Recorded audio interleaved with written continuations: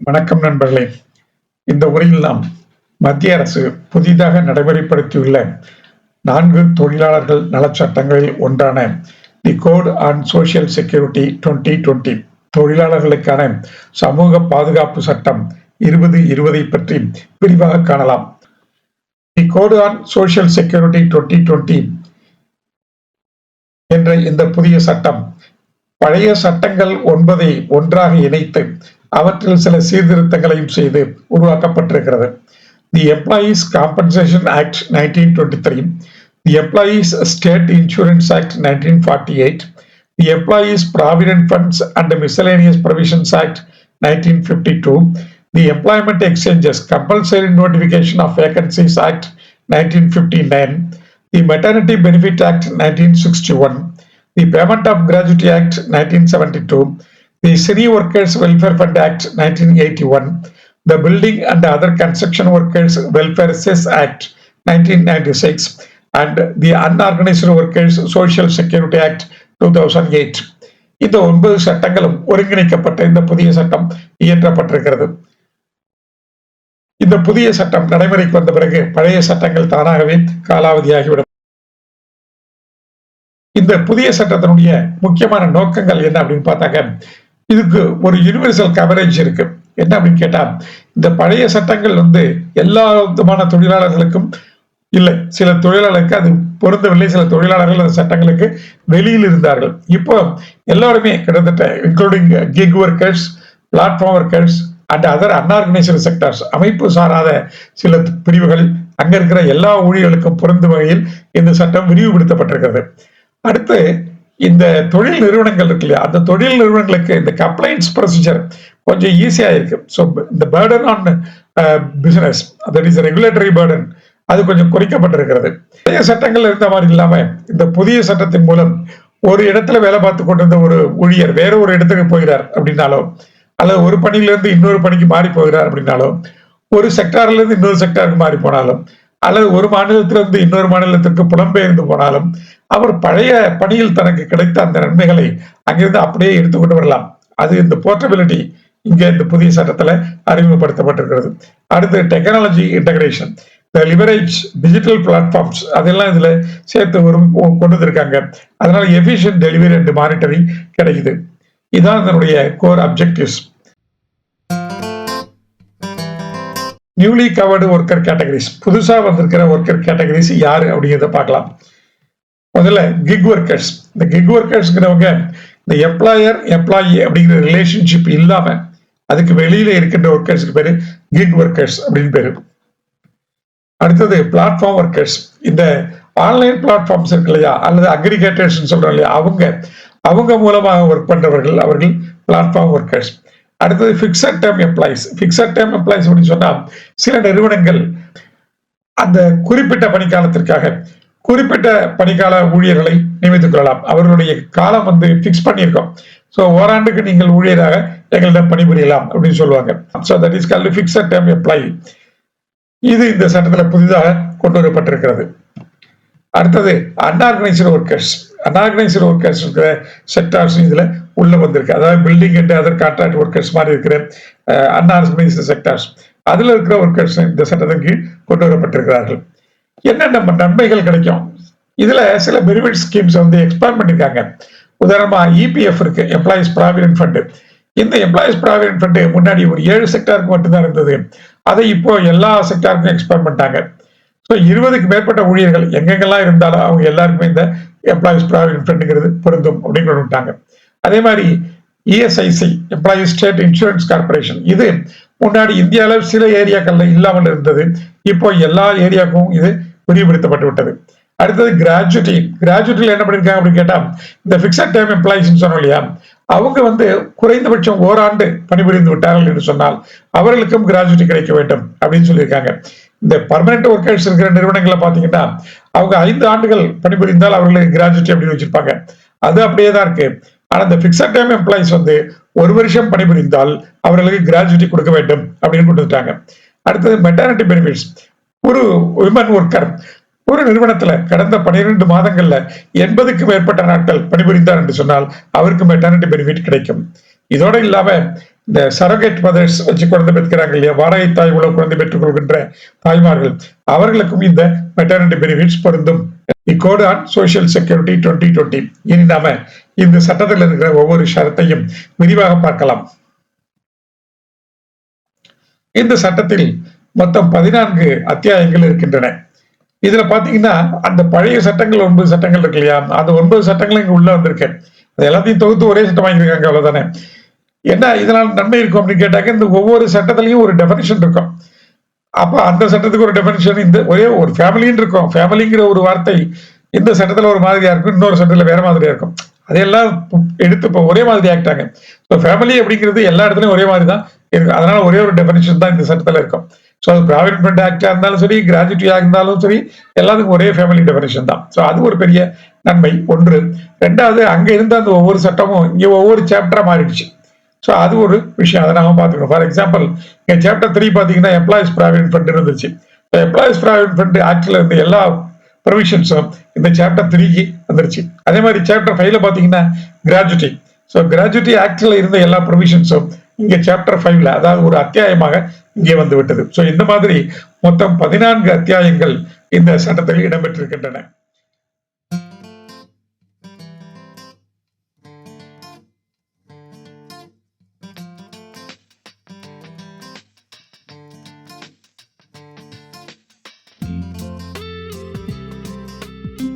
Code on social security 2020.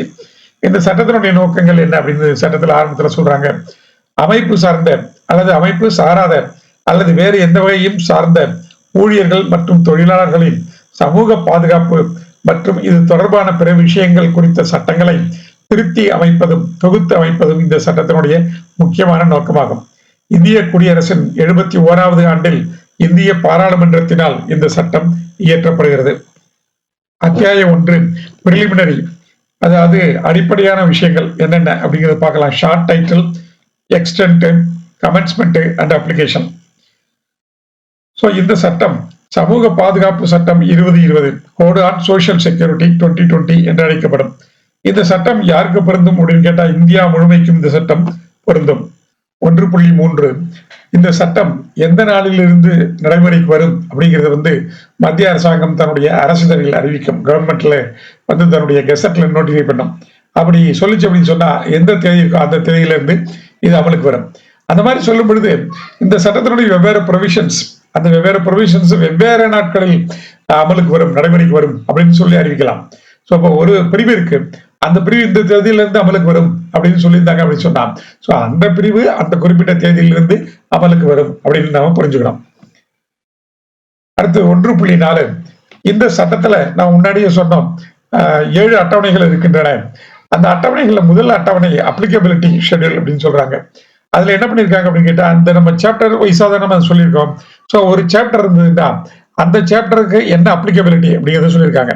For example, provident fund இருக்கு அப்படின்னு சொன்னா, ப்ராவிடன்ட் ஃபண்ட் சாப்டர் 3ல இருக்கு.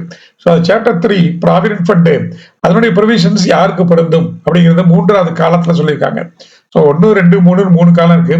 அந்த காலத்துல 1வது காலத்துல சாப்டருடைய நம்பரையும், 2வது காலத்துல சாப்டருடைய தலைப்பையும், 3வது காலத்துல அது யாருக்கு பொருந்தும் அப்படிங்கிறதையும் சொல்லியிருக்காங்க. ஏதாவது 1.4ல சொல்றாங்க. நம்ம இந்த அட்டவணையை பார்க்கலாம். First schedule applicability. ஸோ இதுல பாத்தீங்கன்னா சாப்டர் நம்பர் கொடுத்திருக்காங்க, சாப்டர் ஹெட்டிங் கொடுத்திருக்காங்க, அது யாருக்கு அப்ளிகபிள் அப்படிங்கிறதையும் கொடுத்திருக்காங்க. ஸோ ஃபர்ஸ்ட் பாத்தீங்கன்னா சாப்டர் 3 அது என்னன்னு கேட்டா எம்ப்ளாயிஸ் ப்ராவிடன்ட் ஃபண்ட். இது யாருக்கு பொருந்தும் அப்படின்னா அதை காலம் 3 கீழே சொல்லியிருக்காங்க. Every establishment in which 20 or more employees are employed, அவங்களுக்கு இது பொருந்தும் அப்படின்னு சொல்றாங்க. அதே மாதிரி for example, if you take chapter 9 social security for unorganised workers அப்படிங்கிறது அந்த சாப்டர், அது யாருக்கு பொருந்தும்? அன்ஆர்கனைஸ்டு செக்டார், அன்ஆர்கனைஸ்டு செக்டார்ஸ்ல இருக்க workers, unorganised workers, kick workers, platform workers, அவங்களுக்கெல்லாம் இது பொருந்தும் அப்படின்னு சொல்றாங்க. ஸோ இதுதான் நம்ம 1.4ல சொல்லியிருக்கிறோம். அடுத்தது 1.5 இந்த சட்டத்துல சொல்லியிருக்கோம் யாருக்கு இது பொருந்தும் அப்படிங்கிறது நம்ம சொல்லியிருக்கோம். எத்தனை ஊழியர்கள் குறைந்தபட்சம் இருந்தால் அவங்களுக்கு அந்த நிறுவனத்திற்கு இந்த சட்டம் பொருந்தும் அப்படிங்கிறத நம்ம சொல்றோம், அந்தந்த இடத்துல சொல்லியிருக்கோம். இப்போ அதில் குறிப்பிடப்பட்ட ஊழியர்களுடைய எண்ணிக்கையை விட குறைந்த எண்ணிக்கை கொண்ட நிறுவனங்களுக்கும் இது பொருந்துமா அப்படின்னு கேட்டா அவர்களுக்கும் இது பொருந்தும் அப்படின்னு சொல்லி மத்திய அரசாங்கம் அறிவிக்கலாம். அந்த அரசாங்கம் என்ன எண்ணிக்கை சொல்கிறதோ அதை விட குறையாத எந்த ஒரு நிறுவனத்திற்கும் இது பொருந்தும் அப்படின்னு சொல்லலாம். இப்போ 20 பேர் வந்து நம்ம பிஎஃப் ஆக்ட் பொருந்தும் அப்படின்னு சொல்றோம், பிஎஃப் ப்ரொவிஷன்ஸ் பொருந்தும் சொல்றோம்.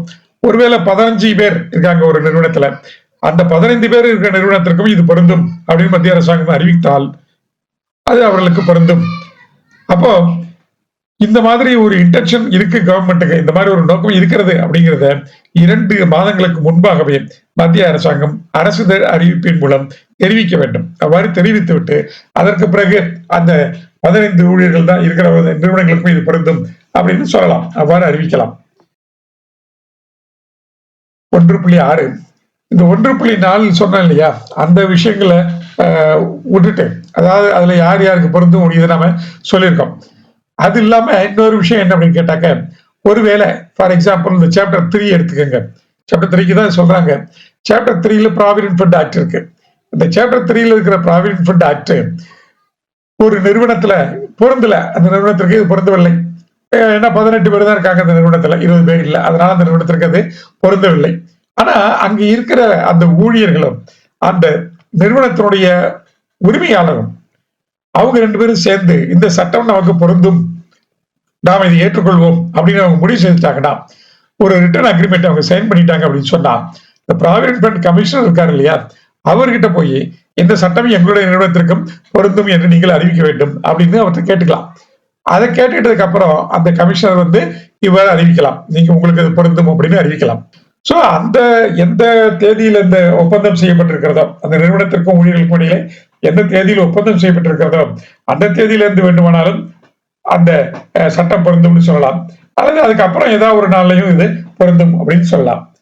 1.6 கீழே ஒரு நிறுவனமும் அதனுடைய ஊழியர்களும் சேர்ந்து இந்த சட்டம் அதில் உள்ள அத்தியாயம் 3ல் உள்ள ஷரத்துக்கள் எங்களுக்கும் பொருந்த வேண்டும் அப்படின்னு அறிவிக்க வேண்டும் அப்படின்னு ஆணையரை கேட்டுக்கிறாங்க. ஆணையரும் வந்து சரி இது உங்களுக்கு பொருந்தும் அப்படின்னு சொல்லி அறிவித்து விடுகிறார். அப்படி அறிவித்த பிறகு இதுல இருந்து வெளியில வர முடியுமா அப்படின்னு கேட்டா தாராளமாக வரலாம். இதற்காக மீண்டும் ஒரு விண்ணப்பத்தை செய்ய வேண்டும். அப்படி ஒரு விண்ணப்பத்தை செய்து அவர் அறிவிக்கின்ற சில நிபந்தனைகளுக்கு உட்பட்டு அவர் எந்த மாதிரி சொல்கிறாரோ அந்த மாதிரி செயல்முறைகளின் படி அந்த நிறுவனம் இதிலிருந்து வெளிவருவதற்கு கமிஷனர் சம்மதிக்கலாம். 1.7 துணைப்பிரிவு 4 குறிப்பிட்டுள்ளவை பொருட்படுத்தாது எந்த ஒரு நிறுவனமும் இந்த சட்டத்தின் அத்தியாயங்களில் கூறப்பட்டுள்ள விஷயங்களின் கீழ் வந்துவிட்டால் அதன் பிறகு எந்த காலத்திலும் அங்கு பணிபுரியும் ஊழியர்களின் எண்ணிக்கை முதல்ல சொன்ன எண்ணிக்கையை விட குறைவாக போய்விட்டாலும் அந்த நிறுவனத்திற்கு இந்த பிரிவுகள் கண்டிப்பாக தொடர்ந்து பொருத்தமாகவே இருக்கும். உதாரணமா பிஎஃப் ஆக்ட் இருக்கு, அல்லது வேற ஒரு ஆக்ட் இருக்கு, அல்லது அந்த சாப்டர் கீழே ஒரு 15 பேர் இருக்கிற ஊழியர் நிறுவனத்திற்கு இது பொருந்தும், அதன்படி அந்த நிறுவனத்திற்கு அது பொருந்து விட்டது. ஆனால் அந்த நிறுவனத்துல ஒரு 2-3 மாதம் கழித்து அந்த 15 ஊழியர்களுக்கு கீழே போயிட்டாங்க, 10 ஊழியர்கள் தான் போயிருக்கிறாங்க அப்படின்னு சொன்னா, இப்ப 10 ஊழியர்கள் தான் இருக்காங்க, அதனால எங்களுக்கு சட்டம் பொருந்தாது அப்படின்னு சொல்ல முடியாது. ஒரு தடவை நீங்க அந்த சட்டத்துக்குள்ள வந்துட்டீங்கன்னா, ப்ரொவிஷன்ஸுக்குள்ள வந்துட்டீங்கன்னா, அதுக்கப்புறம் நீங்க தொடர்ந்து அந்த நிறுவனம் அந்த ப்ரொவிஷன்ஸ் கீழே இருந்தே ஆகும். 2 இது எல்லா சட்டங்களிலும் இருப்பதை போல வரையறைகளை இந்த சட்டத்தில் பார்க்கலாம். இந்த பிரிவில இந்த சட்டத்துல 91 சொற்கள் வரையறுக்கப்பட்டுள்ளன. சோ இந்த சட்டத்துல உபயோகப்படுத்தும் பொழுது, ஒரு இடத்துல நாம் உபயோகப்படுத்தும் பொழுது அந்த இடத்துல வேற மாதிரியாக பொருள் கொள்ள வேண்டும் அப்படிங்கிற ஒரு அவசியம் வருகிறது அப்படின்னு சொன்னா, அந்த நிலைமை தவிர மற்ற இடங்களில் எல்லாம் இங்க என்ன பொருள் சொல்லியிருக்காங்களோ அதே பொருள் தான் இந்த சட்டம் முழுவதிலும் பயன்படுத்தப்படும். அதே பொருளில் தான் இந்த சொல் அந்த சட்டத்தில் பயன்படுத்தப்படும். முதல்ல 2.1 ஏஜென்ட் அல்லது முகவர்னா யாரு அப்படின்னு சொல்றாங்க. ஒரு நிறுவனத்தினுடைய உரிமையாளர் இருக்கிறாரு, அவருடைய சார்பாக செயல்படுவதற்காக ஒரு ஏஜென்ட்டை நியமிக்கலாம். அவருக்கு உரிமையாளருடைய சார்பாக அவர் செயல்படுவார் அல்லது செயல்படுவதாக கருதப்படுவார். இவர் வந்து ஏஜென்ட் அப்படிங்கிற பெயர்லயே நியமிக்கலாம், அல்லது அந்த மாதிரி நியமிக்காமலும் இருக்கலாம். அப்படி இருக்கிறவர் இந்த நிறுவனத்தினுடைய முழு நிறுவனம் அல்லது அதனுடைய ஒரு பகுதி அதனுடைய நிர்வாகத்தில் இவர் பங்கு கொள்கிறார். அது மட்டும் இல்லாமல் அதனுடைய கட்டுப்பாடு, கண்காணிப்பு மற்றும் வழிகாட்டலிலும் இவர் பங்கு கொள்கிறார். அவருக்கு தான் ஏஜென்ட் அப்படின்னு பேரு. அடுத்து 2.2 அக்ரிகேட்டர் அப்படின்னா தொகுப்பாளர் அப்படின்னு சொல்லலாம், தொகுத்து சொல்பவர் அப்படின்னு நம்ம சொல்லலாம். இங்க இந்த எண்ணிம இடைமுகம் டிஜிட்டல் இன்டர்ஃபேஸ் அப்படின்னு சொல்றாங்க, அல்லது ஒரு சந்தை. அப்படின்னு சொல்றாங்க. இப்போ வர்ச்சுவல் மார்க்கெட்னு வச்சுக்கலாமே, அந்த மாதிரி வச்சுங்களேன். இந்த சேவை நுகர்பவர்கள் இருக்காங்க இல்லையா, கன்சியூமர்ஸ் அல்லது சேவையை பெற்றுக்கொள்பவர்கள், அவர்களுக்கும் சேவையை விற்பவர் அல்லது சேவையை வழங்குபவர் அவர்களுக்கும் இடையில் ஒரு பாலமாக, ஒரு இடைமுகமாக செயல்படுபவர் இந்த அக்ரிகேட்டர் அப்படிங்கிறவர். உதாரணமா இந்த ஆட்டோஸ் எல்லாம் இருக்கு. ஆட்டோஸ்ல நம்ம ஷேர் பண்றோம், ரைடு ஷேர் பண்றோம். இப்போ அந்த ஒரு ஆப்ல வந்து அவங்க அதை யூஸ் பண்றாங்க, நாமளும் அந்த ஆப்ல யூஸ் பண்றோம். ஸோ அந்த ஆப் தான் நமக்கு இன்டர்ஃபேஸ், அதான் டிஜிட்டல் இன்டர்ஃபேஸ். அதுல அவங்க ஒருத்தர் வந்து இன்டகிரேட் பண்றாங்க. எந்த நிறைய ஆட்டோக்கள் எல்லாம் வந்து அது கீழே அவங்க கொண்டு வந்து வச்சுட்டு இருக்காங்க, இன்டகிரேட் பண்ணி வச்சுட்டு இருக்காங்க. நம்மளும் அவங்க கூட சேர்த்து விடுறாங்க. ஸோ நாம அவங்க கூட இணைந்து நம்மளுடைய சேவையை நாம் பெற்றுக்கொள்கிறோம். ஸோ இவங்களுக்கு பேரு அக்ரிகேட்டர்ஸ் அல்லது தொகுப்பாளர்கள் அப்படின்னு பேரு. இவங்க 7வது அட்டவணையில யார் யாரெல்லாம் இந்த மாதிரி அக்ரிகேட்டர்ஸ் சொல்லப்படலாம் அப்படின்னு சொல்லியிருக்காங்க. ஸோ அந்த சவாரி பகிர்வு சேவைகள், நம்ம சொன்ன இந்த ஆட்டோ அல்லது டாக்ஸி அந்த விஷயங்கள், உணவு மற்றும் குடிமைப் பொருட்களை கொண்டு தருபவர்கள், ஃபுட் டெலிவரி பண்றவங்க அல்லது மளிகை பொருட்களை கொண்டு தருபவர்கள் அவர்கள், பொருள் போக்குவரத்து சேவைகள், பொருட்களை கொண்டு போய் ஒரு இடத்துல இருந்து இன்னொரு இடத்துல கொண்டு போய் சேர்க்கிறவர்கள், எண்ணிம சந்தை சேவைகள், டிஜிட்டல் மார்க்கெட்ல இருக்கிற சேவைகளை செய்பவர்கள், தொழில் வல்லுநர்களின் சேவைகள், உடல்நல சேவைகள், ஹெல்த் சர்வீசஸ், பயணங்கள் மற்றும் விருந்தோம்பல் சேவைகள், டிராவல்ஸ் அண்ட் ஹாஸ்பிட்டாலிட்டி, ஊடக சேவைகள், மீடியா அண்ட் கண்டென்ட் சர்வீசஸ், வேறு வகை பொருட்கள் மற்றும் சேவைகளை வழங்கும் தளங்கள், இவற்றுக்கு எல்லாத்துக்கும் அக்ரிகேட்டர்ஸ் என்று பெயர். இது 7வது அட்டவணையில் கொடுக்கப்பட்டிருக்கிறது. Classification of aggregator, ride sharing services, food and grocery delivery services, logistic services, e market place, professional service provider, health care, travel and hospitality, content and media services, any other goods and services provided platform, இவர்களுக்கு aggregator என்று பெயர். அடுத்து appropriate government 2.3 appropriate government அப்படிங்கறத வரையறுக்கிறது. இது என்ன அப்படின்னு கேட்டாக்க, இப்போ மத்திய அரசாங்கம் இருக்கிறது, மாநில அரசாங்கமும் இருக்கிறது. சில விஷயங்களை பொறுத்தவரையிலும் மத்திய அரசாங்கம் தான் செயல்படும், சில விஷயங்களை பொறுத்தவரையிலும் மாநில அரசாங்கம் தான் செயல்படும். ஸோ இப்போ எங்கெங்கெல்லாம் மத்திய அரசாங்கம் சம்பந்தப்பட்டிருக்கிறது, எங்கெங்கெல்லாம் மாநில அரசாங்கம் சம்பந்தப்பட்டிருக்கிறது, எந்தெந்த இடங்கள்ல மாநில அரசாங்கம் நடவடிக்கை எடுக்க முடியும், எந்தெந்த இடங்கள்ல மத்திய அரசாங்கம் தான் நடவடிக்கை எடுக்க முடியும் அப்படிங்கிறத பாக்குறது தான் இந்த அப்ராப்ரியேட் கவர்மெண்ட் அப்படிங்கிறது. அப்ராப்ரியேட் கவர்மெண்ட் அப்படின்னா நம்ம சம்பந்தப்பட்ட அரசாங்கம் அப்படின்னு சொல்லலாம். இதுல நான் முதல்ல இந்த மத்திய அரசாங்கத்தை எடுத்துப்போம். மத்திய அரசாங்கம் எந்தெந்த விஷயங்களுக்கெல்லாம் இங்க சம்பந்தப்பட்ட அரசாங்கமாக இருக்கும் அப்படிங்கிறத பார்த்தா, மத்திய அரசாங்கத்தினால் நேரடியாகவோ அல்லது அதன் அதிகாரத்தின் கீழோ நடத்தப்படும் எந்த ஒரு நிறுவனம் இருந்தாலும் அதுக்கு மத்திய அரசாங்கம் தான் அப்ராப்ரியேட் கவர்மெண்ட். கட்டுப்படுத்தப்பட்ட தொழில்துறை, கண்ட்ரோல்டு இண்டஸ்ட்ரி அப்படின்னு சொல்லி சில இண்டஸ்ட்ரீஸை டிக்ளேர் பண்ணியிருக்காங்க. அந்த தொழிலை நடத்துகின்ற நிறுவனங்கள் அவைகளுக்கெல்லாம் அப்ராப்ரியேட் கவர்மெண்ட் மத்திய அரசு தான். மெட்ரோ ரயில்வே உள்ளிட்ட ரயில்வே நிறுவனங்கள், இது எல்லாத்துக்குமே மத்திய அரசாங்கம் தான் அப்ராப்ரியேட் கவர்மெண்ட். அப்புறம் சுரங்கங்கள், மைன்ஸ், எண்ணெய் வயல்கள், ஆயில் ஃபீல்ட்ஸ், பெரிய துறைமுகங்கள், மேஜர் போர்ட்ஸ், வான் பயண சேவைகள், ஏர் டிராவல் சர்வீசஸ், தொலைத்தொடர்பு, வங்கிகள் மற்றும் காப்பீட்டு நிறுவனங்கள், இன்சூரன்ஸ் கம்பெனிஸ், இது எல்லாவற்றுக்குமே மத்திய அரசாங்கம் தான் அப்ராப்ரியேட் கவர்மெண்ட். மத்திய அரசின் பிரத்யேக சட்டத்தினால் ஏற்படுத்தப்பட்ட பெருநிறுவனங்கள் அல்லது பிற அதிகார அமைப்புகள், சில நேரங்களில் சில சட்டத்தின் மூலம் சில கார்பரேஷன்ஸ் அதை கிரியேட் பண்ணி வச்சிருக்கும் மத்திய அரசாங்கம். அந்த மாதிரி மத்திய அரசாங்கத்தினுடைய சட்டத்தின் கீழ் உருவாக்கப்பட்ட நிறுவனங்களுக்கும் மத்திய அரசாங்கம் தான் அப்ராப்ரியேட் கவர்மெண்ட். மத்திய பொதுத்துறை நிறுவனங்கள், சென்ட்ரல் பப்ளிக் செக்டார் யூனிட் சொல்றோம், அண்டர்டேக்கிங் சொல்றோம், அவைகள் அல்லது அந்த பப்ளிக் செக்டார் அண்டர்டேக்கிங்ஸ் அமைக்கப்பட்ட துணை நிறுவனங்கள், அவர் சில நேரங்களில் வந்து தங்களுக்கு துணை நிறுவனங்களை அவர்கள் வைத்திருப்பார்கள். அந்த மாதிரி துணை நிறுவனங்களுக்கும் வந்து மத்திய அரசாங்கம் தான் அப்ராப்ரியேட் கவர்மெண்ட். மத்திய அரசுக்கு சொந்தமான அல்லது அதன் கட்டுப்பாட்டின் கீழ் இயங்கும் தன்னாட்சி அமைப்புகள் அல்லது இத்தகைய நிறுவனங்கள், இவற்றினுடைய பெருநிறுவனங்கள், பிற அதிகார அமைப்புகள், பொதுத்துறை நிறுவனங்கள் ஆகியவற்றின் நோக்கத்திற்காக, இந்த மாதிரி நிறுவனங்களுடைய நோக்கங்களை சரி பண்றதுக்காக சில ஒப்பந்தக்காரர்கள் இருப்பார்கள். அவர்களுடைய நிறுவனங்களை பொறுத்தவரையிலும் மத்திய அரசாங்கம் தான் அப்ராப்ரியேட் கவர்மெண்ட். இப்போ ஒரு நிறுவனத்துல மத்திய அரசாங்கம் 51 விழுக்காட்டுக்கு குறையாமல் முதலீடு பண்ணிருக்கு அப்படின்னா அதனுடைய செலுத்தப்பட்ட முதலீட்டு பெய்ட் அப் கேபிட்டல் அதுல 51 விழுக்காடு மத்திய அரசாங்கத்தினுடையது அப்படின்னு சொன்னா அங்கேயும் மத்திய அரசாங்கம் தான் அப்ராப்ரியேட் கவர்மெண்ட். ஒன்றுக்கு மேற்பட்ட மாநிலங்களில் துறைகளையோ அல்லது கிளைகளையோ கொண்டுள்ள நிறுவனங்கள், ஒரு 2-3 ஸ்டேட்ல இருக்கிற பிரான்ச்சஸ் வச்சிருக்கிற ஒரு நிறுவனம் இருந்தால் அல்லது அதனுடைய டிபார்ட்மெண்ட்ஸ் ஒரு 2-3 ஸ்டேட்ல இருந்தால் அப்பையும் மத்திய அரசாங்கம் தான் அப்ராப்ரியேட் கவர்மெண்ட். இவை தவிர்த்த மற்ற நிறுவனங்களை பொறுத்தவரையில் மாநில அரசாங்கங்களே சம்பந்தப்பட்ட அரசும் என்று அழைக்கப்படும். சோ இந்த பிரிவின் நோக்கங்களுக்காக மெட்ரோ ரயில்வே என்பது metro railways operation and maintenance act 2002 அந்த சட்டத்தின் பிரிவு 2(1)(1) குறிப்பிடப்பட்டுள்ள பொருளை குறிக்கும். அங்க என்ன சொல்லியிருக்காங்களோ அந்த அர்த்தம் தான் மெட்ரோ ரயில் அப்படிங்கிறது சொல்லியிருக்காங்க. எக்ஸ்பிளனேஷன் 2 இரண்டாவதாக ஒரு விளக்கம் சொல்றாங்க. என்ன அப்படின்னு சொன்னாக்க, இப்ப நாம சொன்னோம் இல்லையா, மத்திய அரசாங்கம் வைத்திருக்கிற முதலீடு அது 50 விழுக்காடு இருக்கணும் அப்படின்னு சொல்லியிருக்கோம். இருந்தாலும் அங்க அப்ராப்ரியேட் கவர்மெண்ட், சென்ட்ரல் கவர்மெண்ட் அப்படின்னு சொல்லியிருக்கோம். இப்போ ஒருவேளை இந்த சட்டம் வந்ததுக்கு பிறகு, இந்த சட்டம் வர்றதுக்கு முன்னாடி 50% ஒரு நிறுவனத்துல மத்திய அரசுடைய முதலீடு இருந்தது. ஆனா இந்த சட்டம் வந்த பிறகு அது குறைஞ்சு போச்சுன்னு வச்சுக்கோங்க. டிஸ்இன்வெஸ்ட்மெண்ட் எல்லாம் பண்றாங்க இல்லையா, அதன்படி ஒரு நிறுவனத்தினுடைய மத்திய அரசாங்கத்தினுடைய முதலீட்டின் மதிப்பு 50 விழுக்காட்டுக்கு கீழே குறைந்து போய்விட்டது அப்படின்னு சொன்னாலும் மத்திய அரசாங்கமே தொடர்ந்து அப்ராப்ரியேட் கவர்மெண்டாக இருக்கும். 2(4) audio visual production. Audio visual production இதெல்லாம் புது விஷயங்கள் இல்லையா, இந்த ஆடியோ விஷுவல்ஸ்ங்கிறதுலாம். ஸோ ஆடியோ விஷுவல் ப்ரொடக்ஷன் அப்படின்னா என்ன அப்படின்னு கேட்குறாங்க.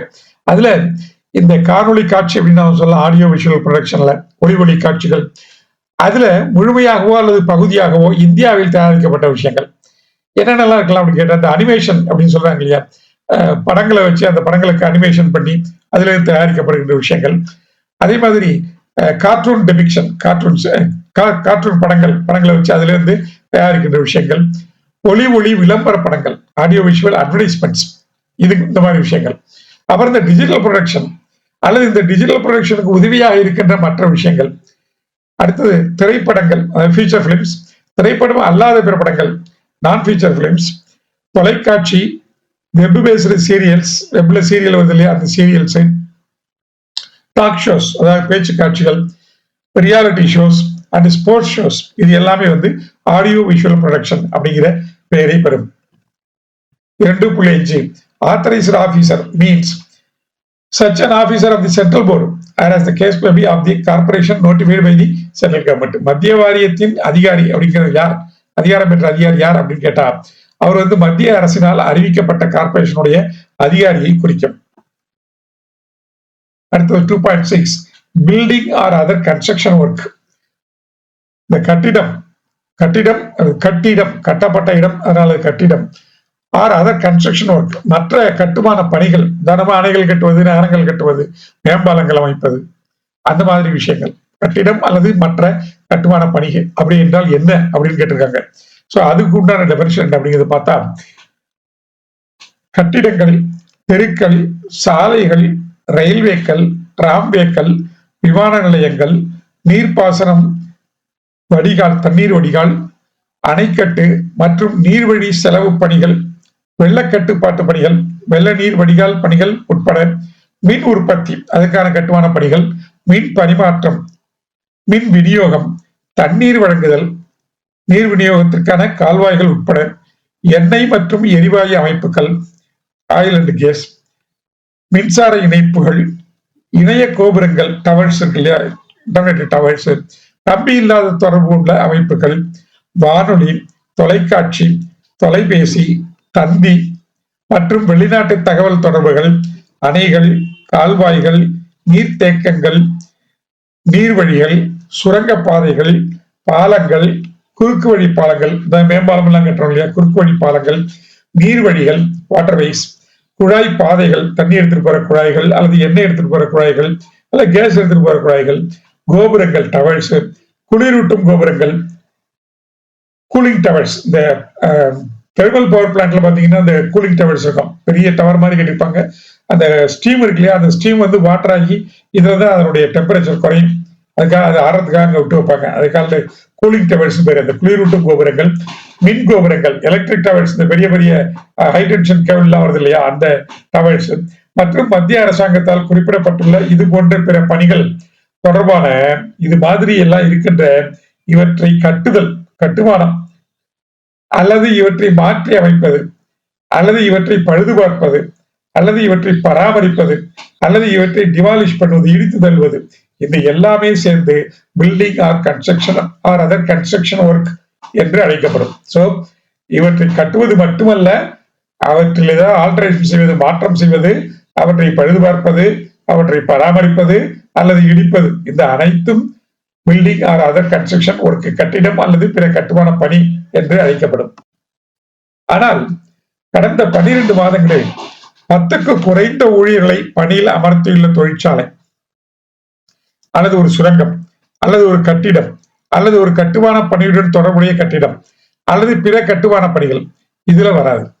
10க்கு குறைந்த ஊழியர்கள் இருந்திருந்தா அப்படின்னு சொன்னா அது இந்த கட்டுமான பணிங்கிற டெஃபனிஷனுக்குள்ளார வராது. அல்லது இத்தகைய பணி ஒரு தனிநபர் அல்லது தனிநபர்கள் இணைந்த குழுவின் சொந்த குடியிருப்புக்காக மேற்கொள்ளப்பட்டிருந்தால், இப்ப நீங்க வீடு கட்டுறீங்க, வீட்டுல ஒரு 20 பேர் கூட சமயத்தை வேலை பார்க்கலாம். அப்படி 20 பேர் வேலை பார்க்கறாங்களே அப்படிங்கிறதுனால இது வந்து கட்டுமான பணிங்கிற டெஃபனிஷன் கீழ் வருமா அப்படின்னு கேட்டா இல்ல, வராது. 2 விஷயம். ஒண்ணு, இது தனிநபருக்கான சொந்த குடியிருப்பாக இருக்கலாம், வீட்டுக்கான ரெசிடென்சியல் ஹவுஸ் நீங்க கட்டிட்டு இருக்கலாம், அல்லது ஒருத்தர் இல்லாம 10 பேர் சேர்ந்து கூட ஒரு அபார்ட்மெண்ட்டை கட்டிட்டு இருக்கலாம். அதுல 10 பேருக்கு மேல ஆட்கள் இருந்தாலுமே கூட இது வந்து கட்டுமான பணின்னு அழைக்கப்பட முடியாது. ஆனால் இன்னொரு விஷயம் இருக்கு, இதனுடைய மொத்த மதிப்பு 50 லட்சம் ரூபாய்க்கு மேல போகக்கூடாது. 50 லட்சம் ரூபாய்க்கு மேல போச்சுன்னா இதுவும் கட்டுமான பணிங்கிற டெஃபனிஷனுக்குள்ளார வந்துடும். அல்லது இதை விட அதிகமான மதிப்பும் குறிப்பிட்ட எண்ணிக்கையை விட அதிக ஊழியர்கள் அப்பப்போ சம்பந்தப்பட்ட அரசாங்கம் அறிவிக்கலாம். அந்த மாதிரி அறிவித்து அந்த மாதிரி இருந்தால் அதுவும் இந்த வரையறைக்குள் வராது. அடுத்தது பில்டிங் ஒர்க்கர். சோ இப்ப நம்ம கட்டுமான பணின்னு என்னன்னு பார்த்தோம். அடுத்தது கட்டிட தொழிலாளி அப்படிங்கிறவர் யார் அப்படிங்கிறது சொல்லணும் இல்லையா? பில்டிங் ஒர்க்கர் அப்படிங்கிறவர் யார் அப்படின்னு கேட்டா, இவங்க வந்து செமி ஸ்கில்டு ஒர்க்கரா இருக்கலாம். செமி ஸ்கில்டு ஒர்க்கர் அப்படின்னு சொன்னாக்க திறமை வந்து குறைச்சலா இருக்கும். அதாவது திறமை குறைச்சலா இருக்கும்னா அவங்க பயிற்சி பெற்றது குறைவாக பெற்றிருப்பார்கள். ஃபார் எக்ஸாம்பிள், இப்போ ஃபார்மல் எஜுகேஷன் இருக்கு, ஐடிஐ இருக்கு, ஐடிஐல போய் படிக்கிறாங்க, அங்கேருந்து எங்கேயாவது ஒரு இடத்துல போய் அப்ரண்டிஸா வேலை பார்க்கறாங்க. ஸோ அப்ரண்டிஸா வேலை பார்த்ததுக்கு அப்புறம் அவங்க நல்ல ஸ்கில்டு ஒர்க்கர் ஆயிடுவாங்க. ஆனா அது எதுவுமே இல்லாம ஒருத்தர் அனுபவத்தின் மூலமாகவே இப்படி மேல வந்திருப்பாரு. அப்படி வந்தவர் வந்து செமி ஸ்கில்டு ஒர்க்கர் தான் நம்ம அவரை சொல்லணும். ஸோ அந்த மாதிரி செமி ஸ்கில்டு ஒர்க்கர்ஸா இருக்கலாம், அல்லது fully trained well trained skilled ஒர்க்கரா இருக்கலாம், இல்ல எந்த விதமான திறமையுமே இல்லாம எந்த விதமான பயிற்சியுமே இல்லாத அன்ஸ்கில்டு ஒர்க்கராகவும் இருக்கலாம். இவங்க எல்லாருமே வந்து கட்டிட தொழிலாளர்கள் என்று அழைக்கப்படுவர்கள் தான். இவங்க வந்து உடல் உழைப்பினால் செய்யப்படுகின்ற தொழில்நுட்பம் பயன்படுகின்ற பணிகள் அல்லது எழுத்து பணிகள் போன்றவற்றை செய்வதற்காக நியமிக்கப்பட்டிருக்கலாம். வெறுமனே பிசிக்கல் ஒர்க் பண்றவர் தான் கட்டிட தொழிலாளியா அப்படின்னு கேட்டா இல்ல. அங்க இருக்கிற கிளரிக்கல் ஒர்க் பண்றவரும் வந்து கட்டிட தொழிலாளி தான். இவர்களுக்கு ஊதியமோ அல்லது வெகுமதியோ வழங்கப்படலாம். இவங்களுக்கு வேஜஸ் கொடுத்தா கொடுக்கலாம், இல்ல வேற ஏதாவது கைண்டா கொடுத்தாலும் கொடுக்கலாம். இவர்களுடைய பணி நிபந்தனைகள் வெளிப்படையாகவோ அல்லது குறிப்பாகவோ தெரிவிக்கப்பட்டிருக்கலாம். இந்த எம்ப்ளாய்மெண்ட் டேர்ம்ஸ் அண்ட் கண்டிஷன்ஸ் இருக்கு இல்லையா, அதை 2 பேருக்கும் ஒரு அக்ரிமெண்ட் போட்டு அதுல அவங்க எழுதி வைத்திருந்தாலும் வைத்திருக்கலாம், அல்லது குறிப்பால் தெரிவிக்கப்பட்டதாகவும் இருக்கலாம். கட்டிடம் கட்டுதல் அல்லது பிற கட்டுமான பணிகளுடன் தொடர்புடைய பணிகளுக்காக நியமிக்கப்பட்டிருக்கலாம். இவங்க தான் வந்து கட்டிட தொழிலாளி அப்படின்னு நாம சொல்றோம். ஆனால் முக்கியமாக மேலாண்மை அல்லது மேற்பார்வை அல்லது நிர்வாக பணிகளுக்காக நியமிக்கப்பட்டவர்கள் இதில் அடங்க மாட்டார்கள். பில்டிங் ஒர்க்கர்ஸ் வெல்ஃபேர் போர்டு, இந்த கட்டிட தொழிலாளர் நல வாரியம் அப்படின்னு ஒரு நல வாரியத்தை அமைக்கிறார்கள். இந்த சட்டத்தின் பிரிவு 7 துணைப்பிரிவு 1 கீழ் அமைக்கப்பட்ட மாநில கட்டிடம் மற்றும் பிற கட்டுமான தொழிலாளர்கள் நல வாரியம், அதுதான் இந்த பில்டிங் ஒர்க்கர்ஸ் வெல்ஃபேர் போர்டு அப்படிங்கிறது. அடுத்தது 2.9 கரியர் சென்டர். கரியர் சென்டர் அப்படின்னா நம்ம பழைய எம்ப்ளாய்மெண்ட் எக்ஸ்சேஞ்ச் இருந்தது இல்லையா, அந்த மாதிரி ஒரு கரியர் சென்டரை இவர்கள் அமைக்கிறார்கள். இதுல இந்த கரியர் சென்டர் நம்ம தொழில் மையம் அப்படின்னு சொல்லலாம், அல்லது வேலை வாய்ப்பு மையம் அப்படின்னு சொல்லலாம். இது வந்து மத்திய அரசாங்கத்தால் பரிந்துரைக்கப்பட்ட முறைப்படி உருவாக்கப்படுகிறது. இவங்க என்ன பண்றாங்க, வேலை வாய்ப்பு சேவைகளை வந்து பராமரிக்கிறாங்க. அது வந்து பதிவேடுகளை வச்சிருக்கலாம், ரெஜிஸ்டர்ஸ் வச்சிருக்கலாம், அல்லது டிஜிட்டல் ஃபார்ம்ல வச்சிருக்கலாம், அல்லது வெர்ச்சுவலா வச்சிருக்கலாம், அல்லது கையில எழுதி வச்சுக்கிட்டு இருக்கலாம், அல்லது வேறு ஏதோ ஒரு மூலமாக பதிவு செய்தல், சேகரித்தல் மற்றும் தகவல்களை வழங்குதல் ஆகிய பணிகளை மேற்கொள்கிறார்கள். இது தொழில் மையத்துக்கு கரியர் சென்டர் பேரு. இந்த சேவைகளை வழங்குவதற்காக மத்திய அரசாங்கத்தால் பரிந்துரைக்கப்பட்ட முறையில் நிறுவப்பட்டு பராமரிக்கப்படும் எந்த ஒரு அலுவலகத்தையும் நாம தொழில் மையம் அப்படின்னு சொல்லலாம். இது வேலை வாய்ப்பு பரிமாற்றம் பண்ணுகின்ற இடம், அதாவது எம்ப்ளாய்மெண்ட் எக்ஸ்சேஞ்சாக இருக்கலாம், அல்லது ஒரு போர்ட்டலாக கூட இருக்கலாம். ஒரு போர்ட்டல் இப்போ நிறைய அந்த மாதிரி சர்வீசஸ் எல்லாம் வந்துருச்சு, அந்த மாதிரி இடமாகவும் இருக்கலாம். இது என்ன பண்ணும் அப்படின்னு கேட்டாங்க, பொதுவாகவோ அல்லது குறிப்பாகவோ கீழ்கண்ட விஷயங்களுடைய தொடர்புடையதாக இருக்கும். என்ன அப்படின்னு கேட்டாங்க, பணியாளர்களை பணியமர்த்த விரும்பும் நபர்கள். யாராவது ஒருத்தர் வந்து எனக்கு 10 பேர் ஆளுங்க வேணும், இந்த மாதிரி ஸ்கில் உள்ள ஆளுங்க வேணும் அப்படின்னு கேட்டாங்கன்னா அவங்களுக்கு இவங்க சேவை புரிகிறார்கள். வேலை வாய்ப்பு தேடும் நபர்கள். சோ எனக்கு நான் வந்து இந்த மாதிரி என்கிட்ட இந்த ஸ்கில் இருக்கு, எனக்கு ஒரு வேலை வேணும் அப்படின்னு கேட்கிறவங்க. அதே மாதிரி காலி இடங்களின் நிகழ்வு. ஒரு இடம் காலி ஆகுது அப்படின்னு சொன்னாங்க, இந்த இடத்துல ஒரு ஆளை நியமிக்கலாம், அதுக்கு ஒரு காலி இடம் இருக்கிறது அப்படின்னு சொன்னாங்க. அது பற்றிய தகவல்களை இவர்கள் தருவார்கள். மற்றும் சுய தொழில் தொடங்குவதற்கான வழிகாட்டுதல்கள். யாரோ ஒருத்தர் கேட்கிறாரு, எனக்கு ஒரு தொழில் செய்வதற்கு ஒரு ஆலோசனை சொல்லுங்க அப்படின்னு கேட்கிறாரு. இல்ல இந்த தொழில் எனக்கு தெரியும், இதை நான் எப்படி செய்யறது, இதுக்கு ஏட்ட முதலீடு இல்லை, இதுக்கு உண்டான எந்திரங்களை எப்படி வாங்குறதுன்னு எனக்கு தெரியல, இதுக்கு எனக்கு நீங்க வழிகாட்டுங்க அப்படின்னு அவர் கேட்கிறாரு. அவருக்கு இவங்க சேவைகளை புரிகிறார்கள். இதற்கு கரியர் சென்டர் அல்லது ஒரு தொழில் மையம் என்று பெயர். 2.10 சென்ட்ரல் போர்டு. சென்ட்ரல் போர்டு அப்படின்னா என்ன? மத்திய வாரியம் என்றால் என்ன?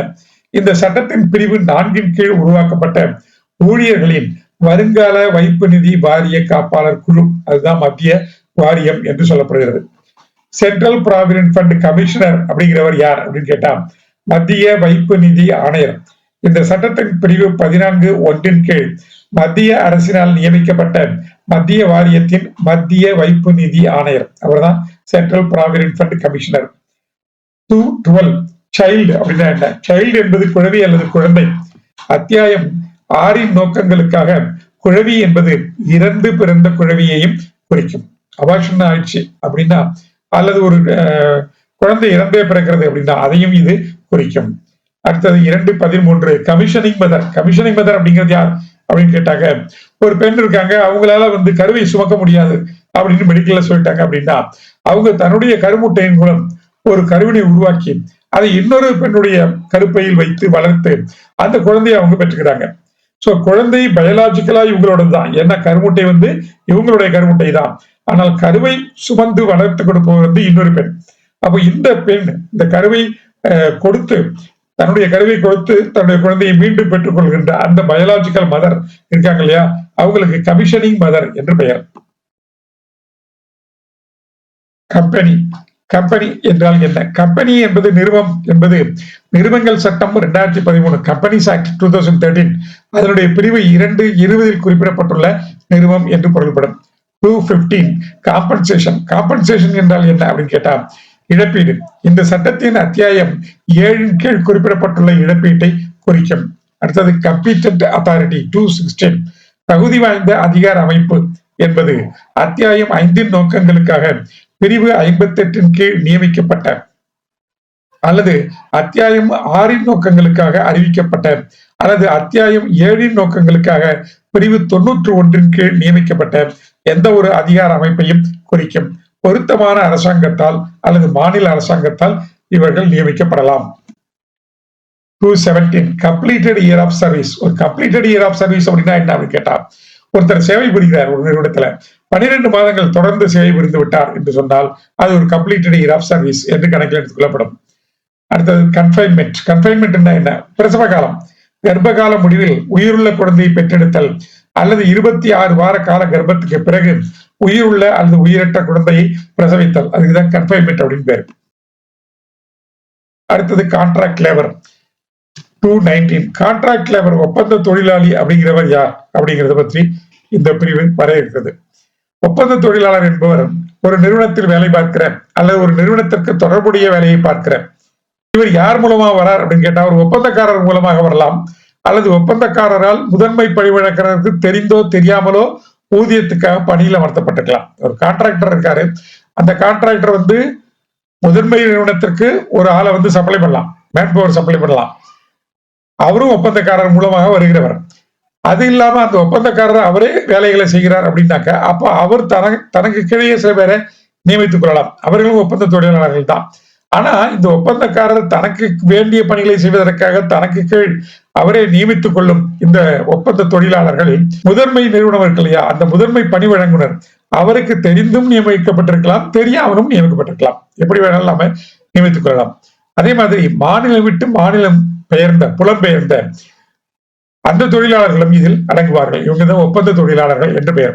ஆனால் ஒரு ஒப்பந்தக்காரரின் நிறுவனத்தில் ஒரு கான்ட்ராக்டர் இருக்காரு, அவருடைய எஸ்டாப்ளிஷ்மெண்ட் இருக்கு இல்லையா, அவருடைய நிறுவனம் இருக்கும், அதுல ஒரு ஆளை அப்பாயிண்ட் பண்ணியிருக்காங்க.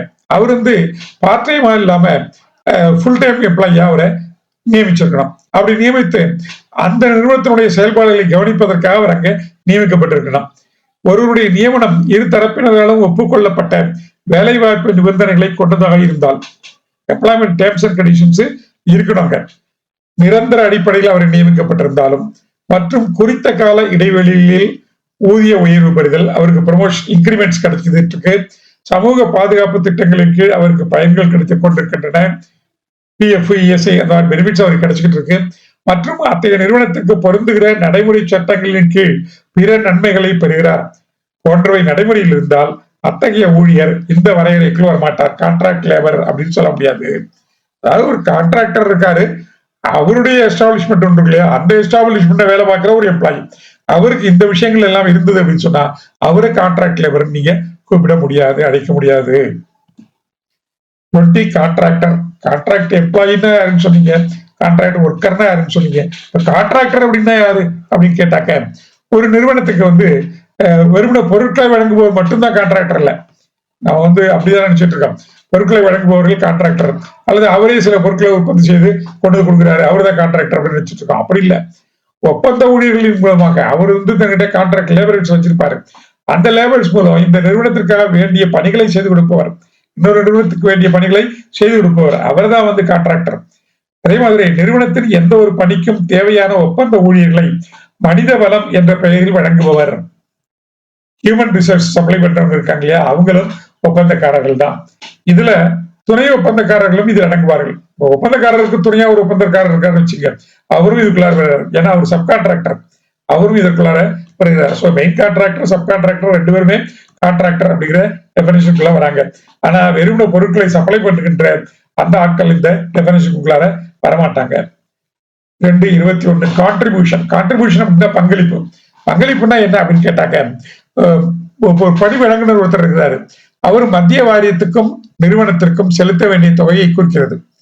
அவர் ஒரு அமௌண்ட் கொடுக்குறாரு இல்லையா, அந்த அமௌண்ட் தான் அந்த கான்ட்ரிபியூஷன் அப்படின்னு சொல்றாங்க. உதாரணம் பிஎஃப் கான்ட்ரிபியூஷன் இருக்கு, அதை நம்ம கான்ட்ரிபியூஷன் அப்படின்னு சொல்றோம். மேலும் இந்த சட்டத்தின் பிரிவுகளின்படி பணியாளரால் அல்லது அவர் சார்பாக செலுத்த வேண்டிய எந்த ஒரு தொகையும் இதில் அடங்கும். இப்போ ஒரு எம்ப்ளாயி இருக்கிறாரு, அவருக்கு கொடுக்கறதும் கான்ட்ரிபியூஷன் தான். கார்பரேஷன். அடுத்து கார்பரேஷன் அப்படின்னா என்ன அப்படின்னு கேட்டாக்க, இந்த சட்டத்தின் பிரிவு 5 கீழ் உருவாக்கப்பட்ட ஊழியர்கள் மாநில காப்பீட்டு கழகம், எம்ப்ளாயீஸ் ஸ்டேட் இன்சூரன்ஸ் கார்பரேஷன், அதுதான் இங்க கார்பரேஷன் அப்படின்னு சொல்றாங்க. அடுத்தது 23 டெலிவரி அல்லது பிரசவம். பிரசவம் என்றால் என்ன என்பது ஒரு குழந்தையின் பிறப்பை குறிக்கும். இதுதான் நம்ம டெலிவரி அப்படின்னு சொல்றோம். நல்லது நண்பர்களே, இதுவரையில் நாம் தி கோட் ஆன் சோசியல் செக்யூரிட்டி 2020 முதல் அத்தியாயத்தில் இருக்கின்ற சில வரையறைகளை நாம் பார்த்தோம். மீதி இருக்கின்ற வரையறைகளை நாம் அடுத்த உரையில் காண்போம். அதுவரையில் நன்றி, வணக்கம்.